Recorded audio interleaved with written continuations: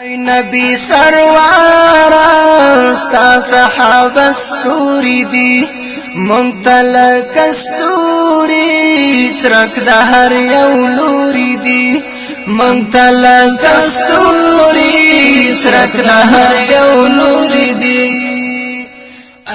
د ژوند لار ستوري دی مونږ ته لکه ستوري. قدرمنو اوریدونکو اوس تاسو پام راړو د الحاج مولوي محمد یاسین فهیم صاحب و عالمانه وینا ته.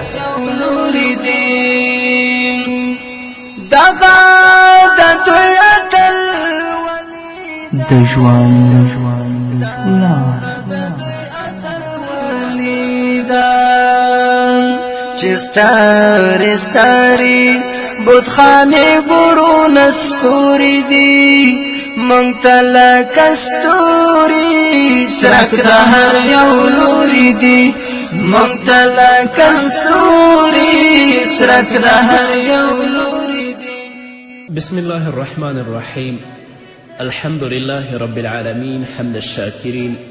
الصلاة والسلام على سيد الأنبياء والمرسلين سيدنا ونبينا وشفيعنا ومولانا محمد وعلى آله وأصحابه الطيبين الطاهرين. قدرمنو اوریدونکو د ژوند د لارې د خپرونې مینوالو السلام علیکم ورحمة الله وبرکاته. ستاسو روغتیا او خوشحالي د پاک رب نه غواړم په دې هیله چې د صحت او عافیت جامې په تن ولرئ او خوشحالي مو په برخه وي. دا دی زه محمد یاسین فهیم د ژوند د لارې د خپرونې په وړاندې کولو کې ستاسو په خدمت کې یم. زموږ د نننۍ خپرونې موضوع هغه واقعات چې صحابه و کرامو رضوان الله تعالی علیهم اجمعین ته چا بد ویلي الله په هغو باندې څنګه عذابونه راوستی دي. علامه ابن قیم جوزی په خپل کتاب الروح کې لیکي او دا واقعه د ابن ابي دنیا د محمود بن علي نه نقل کوي. هغه لیکي چې موږ یو ورځ مکې مکرمه کې د بیت الله شریف خوا کې ناست وو چې ناڅاپه یو سړی زموږ مخې ته راغی چې د هغه نیم مخ تور و او نیم مخ یې سپین و او هغه به په زوره زوره دا آوازونه کول چې ای خلکو زما شکل ته وګورئ او د دې نه عبرت واخلئ. موږ د هغه نه پوښتنه وکړه چې په تا باندې څه شوي دي چې نیم مخ دې تور دی او نیم مخ دې سپین دی او دا آوازونه کوي چې خلکو زما نه عبرت واخلئ. نو هغه شخص موږ ته دا وویل چې ما به ابوبکر رضی الله تعالی عنه او عمر رضی الله تعالی عنه ته بد رد ویل او د هغو په شان کې به ما سپکاوی کوه. نو یو ځل ما خوب ولیده چې په خوب کې چا یوه څپېړه راکړه او دا یې راته ویلې چې د الله دښمنه ای فاسقه ته ابوبکر او عمر ته ولې بد وایې. نو کله چې زه د خوب نه راویښ شوم نو زما د مخ حالات دی چې تاسو وینئ چې نیم مخ مې تور دی او نیم مخ مې سپین دی. هغه فاسقین چې نن د ابابکر صدیق رضی الله تعالی عنه په شان کې سپکاوی کوي یا د امیر المؤمنین عمر فاروق رضی الله تعالی عنه په شان کې سپکاوی کوي دیو ته الله مهلت ورکړی الله به دوی په دنیا کې هم ذلیله کړي او په آخرت کې به هم رسوا او ذلیله کړي. او زموږ ټول فقها په دې باندې متفق دي څوک چې د عمر او د ابابکر په شان کې سپکاوی کوي هغه کافر دی، هغه ته مسلمان هم نه ویل کیږي. دویمه واقعه امام شعرانی رحمه الله په خپل کتاب کې د علامه عبدالغفار قوسی نه نقل کړې ده. هغه لیکي چې زموږ په وخت کې یو سړی و چې هغه به ابابکر او عمر رضی الله تعالی عنهما ته سپکاوی کوه د هغو په شان کې به یې بد رد ویل. خو د دې سړي ښځه او د دې زوی ډېر نیک عمله ول. تل لپاره به کوشش کوه چې دا د دې بدو ویناو نه منع کړي د عمر او د ابابکر په شان کې ګستاخي ونه کړي او سپکاوی ونه کړي. د فاسق به د هغو خبره هیڅکله نه منله. بالاخره الله رب العزت دته د غضب په نظر باندې وکتل او دا یې مسخه که شکل د خنزیر شکل شه. نو زوی د دې خبیث په غاړه کې زنځیر واچوه او په خپل دکان کې وتړه او د خنزیر په شان به آوازونه کول. او څو ورځې وروسته هغه وفات کیږي نو د هغه اقارب هغه په یو کنده کې اچوي. نو دا د شان او انجام د هغو کسانو دی چې د صحابه و کرامو رضوان الله تعالی اجمعین په شان کې هغوی سپکاوی کوي یا د هغو په شان کې ګستاخي کوي. همدارنګه امام بیهقي رحمه الله په خپل مشهور کتاب دلایل النبوت کې لیکي چې 3 کسان په سفر باندې روان شو. هغوی یمن طرف ته روان ول. نو په دې 3 کسانو کې یو کس د کوفې اوسیدونکی و. ده به ابابکر او حضرت عمر رضی الله تعالی عنهما ته ډیر بد رد ویل او د دیو په شان کې به یې سپکاوی کوه. خو د نورو ملګرو به تل لپاره کوشش کوه چې د بدو ویناو نه دا انسان وساتي چې ته د ابابکر او د عمر رضی الله عنهما په شان کې سپکاوی مه کوه. هغه د محمد رسول الله صلی الله علیه وسلم یاران او خلفاء الراشدین دي. خو دا به د دې ګستاخي او د بدو الفاظو نه هیڅکله نه منع کېده. نو چې کله یمن ته نږدې شو د یوې کندې ته موږ کوز شو او هلته م غوښتل چې لږ دمه وکړو او ویده شو. نو چې کله موږ خوب وکړه بیرته راوچت شو چې د خپل سفر طرف ته لاړ شو، یمن طرف ته. کله چې موږ د سفر تیاری شروع که نو زموږ هغه ملګري چې د ابابکر او د عمر رضی الله تعالی عنهما په شان کې سپکاوی کوه، هغه ویلې چې زه تاسو سره تلی نشم ځکه ما خوب لیدلی چې محمد رسول الله راته ویلې چې ای فاسقه ته به نن مسخه کیږي او ستا شکل به بدلیږي، نور سفر دوی سره ته نشي کولی. نو وایي موږ ورته کتل چې دواړه خپې یو ځای شوې او د خپو د ګوتو نه مسخه کیدل شروع شول. د هغه پښې د شادیانو شوې ان تر دې چې ټول شکل یې بدل شه او د هغه نه شادي جوړ شه. هغه موږ په اوښ باندې کلک وتړه او موږ ترې روان شو. نو دی راپسې هم را روان و. چې کله موږ یو ځنګل باندې تیرېدلو هلته نور بیزوګان او شادیان هم موجود ول. نو دی زور وکړه او خپله رسۍ یې وشلوله او نورو شادیګانو او بیزیانو سره دا یو ځای شو. نو دا واقعه د هغه چا ده چې هغه د محمد رسول الله صلی الله علیه وسلم د اصحابو په شان کې سپکاوی کوي. نننی روافظ دې په دې باندې هم خبر وي که دوی د ابابکر صدیق رضی الله عنه یا د امیر المؤمنین عمر فاروق رضی الله په شان کې سپکاوی وکړي یا د هغو په شان کې ګستاخي وکړي، الله رب العزت به دوی ذلیله او رسوا کړي او د ځینو شکلونه خو بدل دي چې کتل کیږي هم ورته نه، او په ابدي عذاب کې به د رب العزت په آخرت ورځ کې دوی پراته وي. بله واقعه علامه ابن کثیر په خپل مشهور کتاب بدایه و نهایه کې ذکر کړې ده. هغه لیکي چې یو سړي رسول الله صلی الله علیه وسلم خلفاء الراشدین او امیر معاویه په خوب ولیدل چې دا ټول یو ځای ناست دي. نو یو سړی راغی چې د هغه نوم راشد الکندي و. نو حضرت عمر چې کله دا سړی ولیده نو رسول الله ته ویل چې دا هغه سړی دی چې موږ ته بد رد وایي او زموږ په کې ګستاخي کوي. کله چې محمد رسول الله صلی الله علیه وسلم د امیر المؤمنین عمر فاروق دا خبره واورېده نو رسول الله ډیر خفه شه. نو هغه سړي ویلې چې زه تاسو ټولو ته بد نه وایم، صرف امیر معاویه په شان کې زه بد وایم. رسول الله صلی الله علیه وسلم ورته وفرمیل چې ته برباد شي، آیا امیر معاویه صحابي نه دی چې د هغه په شان کې ته بد وایې؟ رسول الله صلی الله علیه وسلم دا وینا 3 وارې وکړه او بیا یې د اوسپنې یوه ډنډه خپل لاس کې راواخیستله او امیر معاویه ته یې ورکړه چې دا سړی ته پې ووهه. نو کله چې امیر معاویه هغه ډنډه د اوسپنې راواخیسته دا سړی پې ووهه. په دې وخت کې زه د خوبه راپاڅېدم. نو چې کله سبا شه ما دا اعلانونه واورېدل چې هغه سړی ناڅاپه شپې مړ شوی او د جنازې اعلان یې کېده. دا د الله او د الله د دین دښمنان دي. دا د پیغمبر او د پیغمبر د صحابهو دښمنان دي چې د هغو په شان کې سپکاوی کوي او تل لپاره یې خپله خوله په بدو او ردو خلاصه کړې وي. دا کسان دي چې د الله په غضب کې گرفتار دي. هر هغه انسان چې د محمد رسول الله صلی الله علیه وسلم د اصحابو په شان کې سپکاوی وکړي یا ام المؤمنین حضرت عایشه رضی الله عنها په شان کې سپکاوی وکړي، په هغه باندې تهمت ولګوي، هغه انسان به هم په دنیا کې ذلیلوي او هم په آخرت کې به د الله رب العزت په سخت عذاب کې گرفتاروي. رسول الله وی اصحابی کالنجوم، بأیهم اقتدیتم اهتدیتم. رسول الله وایي چې زما ټول اصحاب هغه د ستورو په شان دي، هر یو پسې چې تاسو روان شئ اقتدا وکړئ تاسو به لاره مومئ. اما نن ورځ بعضې فاسقین جګیږي د امیر المؤمنین عمر فاروق او د سیدنا ابابکر صدیق رضی الله عنه په شان کې سپکاوی کوي. الله رب العزت دې په موږ او تاسو باندې رحم وکړي او تل لپاره دې زموږ او ستاسو په زړونو کې د صحابهو مینه او د رسول الله مینې ته ځای ورکړي. قدرمنو اوریدونکو، د خپرونې په دې وخت کې راځو لنډې دمې ته. دمې نه وروسته زموږ خپرونه دوام لري.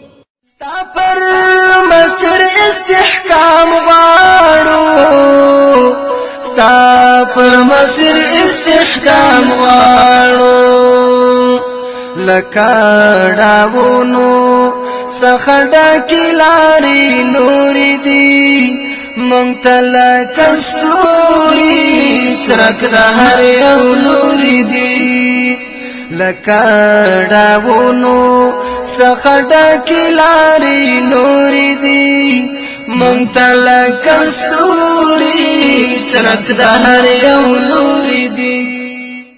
قدرمنو اوریدونکو، بیا هم زموږ سلامونه او نیکې هیلې ومنئ. د روافظو یو ډیر مشهور عالم و چې هغه په فلسفه او منطق کې ډیر مهارت درلوده چې د هغه نوم دی محقق طوسي. اوچت عالم و، لاکن د عقیدې نه هغه رافظي و.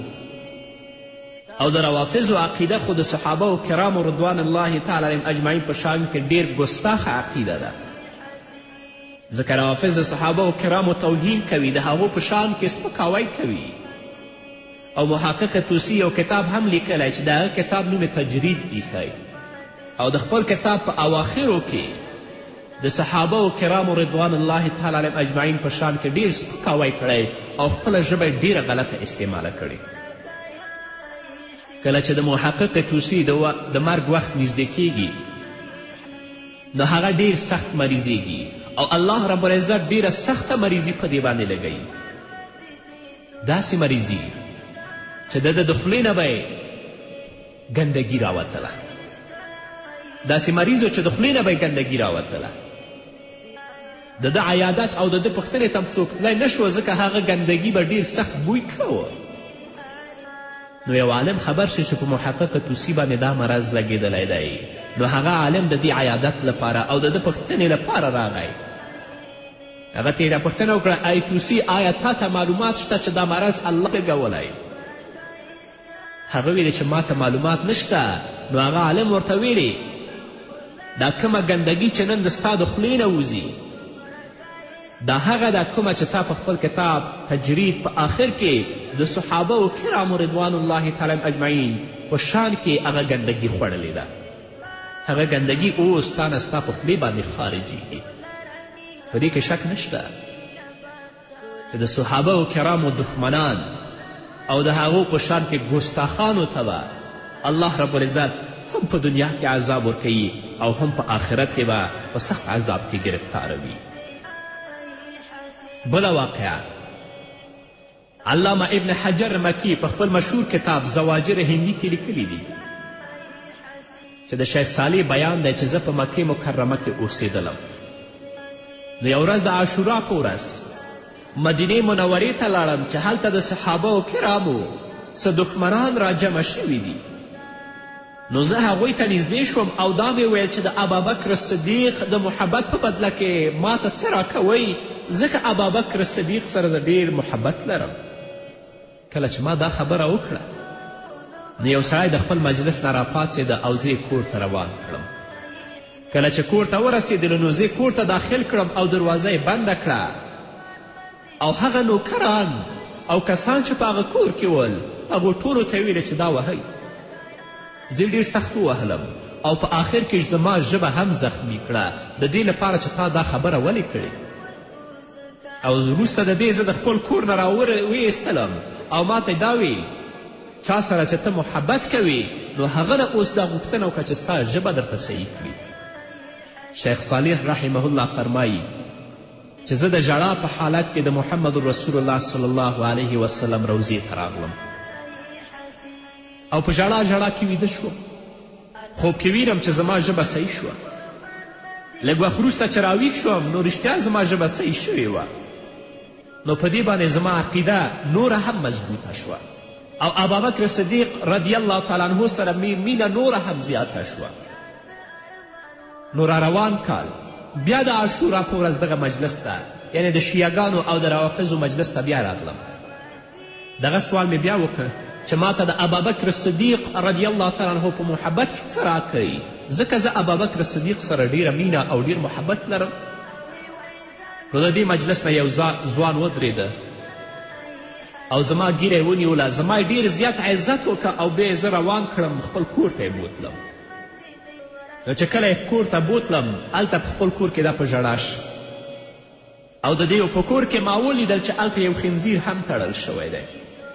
نو شیخ صالح وایي چې ما د دې ځوان د ژړا او د خنزیر پوښتنه وکړه چې ته ولې ژاړې او دا خنزیر څه کوي ستاسو په کور کې؟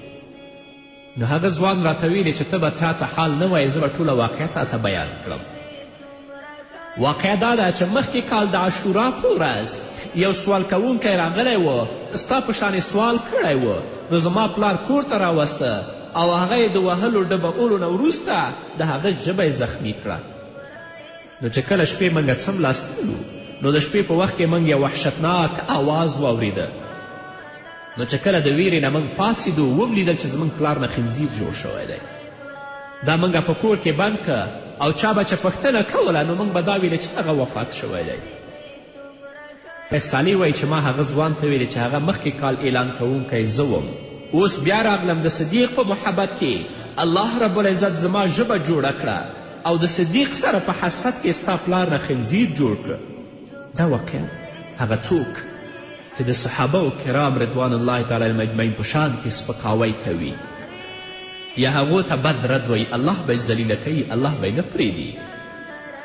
بله واقعه ابو قلابه فرمایي، هغه فرمایي چې زه په شام کې وم، یو سړی مې ولیدل چې دا آوازونه به یې کوله چې الله ما د دوزخ د اور نه بچ کړي، بس په دې آوازونو سر. نو زه هغه ته نږدې ورغلم، کتل مې چې دواړه لاسونه او دواړه خپې نشته دی، کټ شوي دي او هغه پړ مخې په ځمکه باندې پروت دی.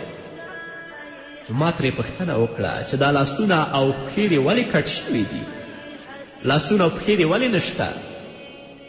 نو ده په جواب کې ما ته ویل چې زه په هغو خلکو کې شامل وم کومو کسانو چې د حضرت عثمان ذوالنورین د شهید کولو دپاره د هغه کور ته تللي ول، زه هم په هغو کې وم. کله چې موږ د حضرت عثمان ذوالنورین رضی الله تعالی عنه کور ته داخل شو نو ما د حضرت عثمان په مخ کې د هغه ښځې ته په مخ باندې څپېړه ورکړه. او د عثمان ښځه څوک وه؟ د محمد رسول الله لور وه. نو د حضرت عثمان ښځه چې د رسول الله لور وه هغه ما په څپېړه ووهله. نو هغې ما ته بددعایي وکړه، ښېرې راته وکړې چې الله دې ستا دواړه لاسونه او پښې کټ کړي، الله دې ستا دواړه لاسونه او پښې قطع کړي او د دې نه وروسته دې الله رب العزت تا په جهنم کې داخل کړي. هغه دوام د محمد رسول الله د لور دعا وه او د حضرت عثمان ذوالنورین د مظلوم د ښځې دعا وه چې هغه په خپل قرآن باندې دې روافظو بدبختو شهید کړ. کله چې د حضرت عثمان رضی الله عنه ښځې زما په شان کې ښېرې او بدوایي وکړه نو زما په بدن باندې مرض راغی او لاسونه او خپې رانه په خپله کټ کېدلې. زما پښې او لاسونه به لږ لږ رژېدل چې په آخر کې مې هم لاسونه ختم شول، هم پښې مې ختمې شوې او زما دا حال وینې. نو اوس زه الله ته دا سوال کوم چې الله لاسونه او خپې خو رانه کټ شوې، لاس او پښو نه خو خلاص شوم، خو اوس مې د دوزخ د اور نه بچ کړي. نو ځکه په دې نارو باندې سر یم چې یا الله ما د دوزخ د اور نه بچ کړي.